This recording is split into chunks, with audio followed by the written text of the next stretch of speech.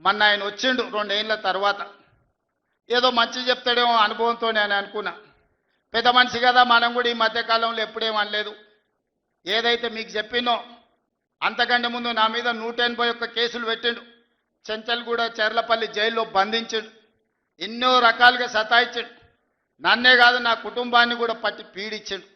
కానీ బాధ్యత వచ్చినాక ఆలోచన చేసిన, నా కోపాన్ని నా బాధను దృష్టిలో పెట్టుకొని ఇవాళ పగ సాధించే కార్యక్రమాలు మొదలు పెడితే ఆయన పై వలగొట్టే పని పెడితే రాష్ట్రానికి నష్టం జరుగుతుందని తూవాన్ పాపన వాడు పోతాడు, పోని మనం మంచి పని చేయాలి. దేవుడు శిక్ష ఇచ్చిండు. నేను ప్రమాణ స్వీకారం చేసినాడే కూలబడ్డాడు, నడువిరిగింది. ఇంక ఇంతకంటే పెద్ద శిక్ష నేను జైలు వేసినా అయ్యేదేం లేదు. ఆయననే ఫామ్ హౌస్ను ఒక బందీఖానగా మార్చుకొని చుట్టూతో నా పోలీసులే ఉన్నారు, లోపల ఆయన ఉన్నాడు. చెర్లపల్లికి పంపించినా చెంచల్గూడకు పంపించినా గదే అవుతుంది కదా. ఇక తిండి బరువు నాకు ఎక్కువ అవుతుంది. అదొకటి. లోపల చెర్లపల్లి చెంచల్గూడ పెడితే ఆయన తిండే తినికి మళ్ళీ ఆయన ఏదైనా కావాలంటే అది అయితే సర్కార్కి ఎక్కువ ఖర్చు అవుతుంది. తిండి ఆయన సంపాదించేది ఇన్నా ఫామ్ హౌస్లే ఒక బందీఖానగా పెట్టుకొని చుట్టూతో మన పోలీసులే పహారా కాస్తున్నారు. ఇక ఆయన చేసిన పాపాలకు ఆయననే పోతాడని ఊరుకున్నా. ఎప్పుడన్నా ఏమన్నా అన్నానా? ఎప్పుడన్నా ఏమన్నా అన్నానా? మీరు చెప్పురు. ఇక్కడ పాత్రికేయ మిత్రులు ఉన్నారు అందరు, నాకు కూడా దోస్తులే కదా వాళ్ళందరూ. చెప్పురు, ఎప్పుడన్నా ఏమన్నా అన్నానా? ఒక్క కేసు అయినా పెట్టినా? పోనీ ఈ జిల్లాలో ఎవరి మీద నన్ను ఒక కేసు పెట్టినా? ఎన్ని పాపాలు చేసారు వాళ్ళ ఎమ్మెల్యేలు మంత్రులు మీకు తెలుసు కదా. ఎంతమంది ఆస్తులు గుంజుకున్నారు మీకు తెలుసు కదా. ఎవరినన్నా నేను కక్షతోనేమన్నా చేసినా? నేను ఒకటే అనుకున్నా, ఎవరి పాపానికి వాడు పోతాడు. మనం చూసినా చూడకపోయినా పైన దేవుడు ఉన్నాడు, పైనుంచి కిందికి చూస్తూనే ఉంటాడు. ఎవరిని లెక్క వానికి రాస్తూనే ఉంటాడు, ఎవరిని మిత్తి వానికి చెల్లిస్తూనే ఉంటాడని. ఆ మిత్తిలో భాగంగానే నేను ప్రమాణ స్వీకారం చేయడానికి పోయిన రోజే మంచం మీద నుంచి బోర్ల పడి మక్కెలు ఇరిగి మూలకు పడ్డాడు. ఇక ఆయన నిన్నొచ్చి పెద్ద మనిషిలాగా మంచి చెప్తాడేమో అనుకున్నా. తోలు తీస్తా అని అన్నాడు. తోలు తీస్తాడంటేనే ఇక నేను చెప్పదలుచుకున్నా, అయ్యేగా నా సంగతి వదులు కానీ మా సర్పంచులు వచ్చిండ్రు, రా ఏ తోలు తీస్తావురా? నీ తోలు తీసుడు కాదు, నిన్ను చీరి చింత కట్టి చింతమడకల ఏలాడేసి కొడతారో లేదో మా సర్పంచులు, రా కొడంగల్కి వస్తావా లేకపోతే మమ్మల్ని చింతమడకకు రమ్మంటావా? మా సర్పంచులను తోలుతా. సోయి లేని మాటలు, స్థాయి లేని విమర్శలు. ఒక్కటన్నా అక్కడికి వచ్చే మాట మాట్లాడిండా? 10 ఏళ్ళు నువ్వు పూర్తి చేస్తే, 10 ఏళ్ళు ఎస్ఎల్బి పూర్తి చేస్తే నల్గొండకు 4 లక్షల ఎకరాలకు నీళ్లు వచ్చేది. 10 ఏళ్ళు పాలమూరు రంగారెడ్డి పూర్తి చేస్తే పాలమూరు జిల్లాలో 10 లక్షల ఎకరాలకు వచ్చేది. కల్వకుర్తి పూర్తి చేస్తే 3.5 లక్షలకు వచ్చేది. భీమా పూర్తి చేస్తే 2 లక్షలకు వచ్చేది. కోయిల్ సాగర్ లేకపోతే ఏది చేసినా, నెట్టంపాటు చేసినా, నా మక్తల్ నారాయణపేట కొడంగల్ పూర్తి చేస్తే 1.5 ఎకరాలకు మాకు నీళ్ళు వచ్చి ఇవాళ కందులు వండించి జొన్నలు వండించి కల్తీ కళ్ళు దాగి బతికే పరిస్థితి మాకెందుకు ఉంటుండే? మేము కూడా మీ లెక్కనే మంచిగా పంటలు వండించేటోళ్ళం, మంచి బట్టలు తొడుక్కునేటోళ్ళం. మేము కూడా మా పిల్లల్ని చదివించుకునేటోళ్ళం. 10 ఏళ్ళు పగబట్టి నారాయణపేట మక్తల్ ప్రాజెక్టును ఈనాడు పక్కన పెట్టి 69 జీవోను తుంగలో దొక్కితే ఊరూరు ఎత్తిపోతల పథకం కోసం మా కార్యకర్తలు ఈ ప్రాంత రైతులు ధర్నాలు చేయలేదా? పార్టీలకు అతీతంగా 69 జీవో కోసం కొట్లాడలేదా? నీ సొమ్మె ఏం పోయిందా? మాకు నీళ్ళు ఇవ్వాలంటే నీకు ఇంత కడుపు నొప్పా? నువ్వు మళ్ళీ బయటకు వచ్చి ఇవాళ ఆయన తోలు తీస్తా అంటు. తోలు నాది కాదు కానీ ఆ షేక్పేటలో మటన్ కొట్టు మస్తాన్ ఉంటాడు. ఆయన రోజు మేకలను కోసి మండి నడుపుతుంటాడు. ఆయన చెప్పిన కేసీఆర్ ఖాళీగా ఉన్నాడంటనే తోలు తీస్తాడంట. నీ మటన్ కొట్టు మస్తాన్ దగ్గర ఇంత నౌకరీ ఇయ్యండ్రి, ఇంత పోటో కూరనో పోయేటప్పుడు ఈయన బొక్కనో. ఎందుకంటే పోసిన వాళ్ళకు మామూలుగా తోలు కాళ్ళు తలకాయలు ఇస్తాం కదా మనం ఇంటికాడ దసరా పండుగ అప్పుడు. అవునా? ఏం శివకుమార్ రెడ్డి, మన ఇళ్ళల్లో పండుగ పూట వచ్చి యాటను కోస్తే కాళ్ళు తలకాయ కోసినోనికి ఇస్తాం కదా.